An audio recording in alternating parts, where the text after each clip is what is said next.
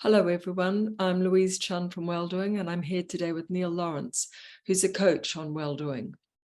We're talking about how people organize their lives and where tech comes in to their behavior. So many people are feeling overwhelmed by their to-do list, Neil. What tips have you got for helping them?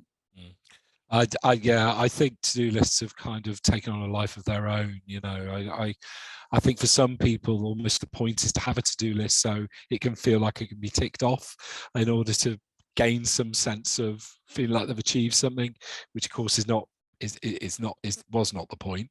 The couple of tips that I would give. The first one is to take 3 things off every list. It doesn't have to be 3 exactly, but just remove something and go through that process of prizing it off the list and then also not being judgmental about that as well, not feeling guilty or feeling worried, just knowing that if you're doing less, you'll be doing it far more effectively and with more space to think. Yeah. Great. And do you feel that people are too enthralled to their phones? I think that's a great question too. And also I'm someone that it's like an itchy finger, isn't it? You kind of feel yourself reaching for it.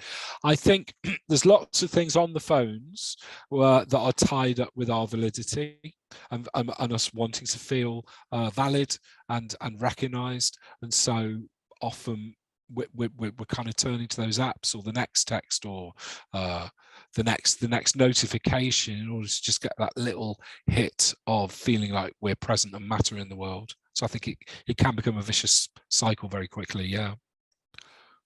Do you think that people's mental health is being damaged by the use of dating apps?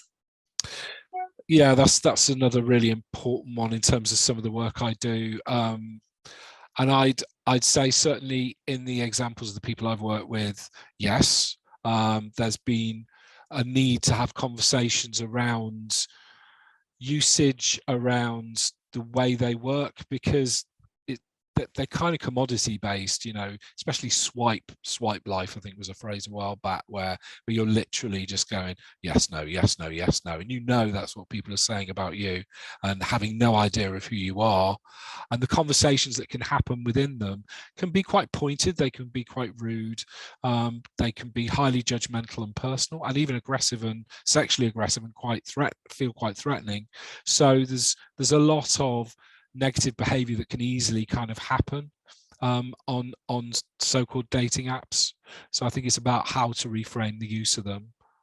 Yeah. Thank you. How seriously do your clients take the fear of saying the wrong thing?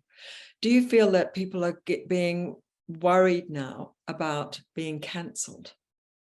I think that fits into the question you just asked, actually, because kind of binary thinking, yes, no thinking, or it has to be this or it has to be this, and there's nothing in between, is a state of mind that I think has been encouraged by usage of and overusage of kind of online and apps. So I think the idea of being judged has become more and more acute, and the fear of saying something that's wrong, particularly in the kind of tribal world we're now living, where people are looking to looking at people who are not saying or doing what's said to be the right thing. The stakes are quite high, and so that fear of being cancelled can also be really high. Again, the fear of being cancelled is huge, I think, on dating apps. So I think lots of people are living with that, and that's making it hard to commit to things. Yeah. Thanks very much, Neil. That was terrific. My pleasure. Thank you.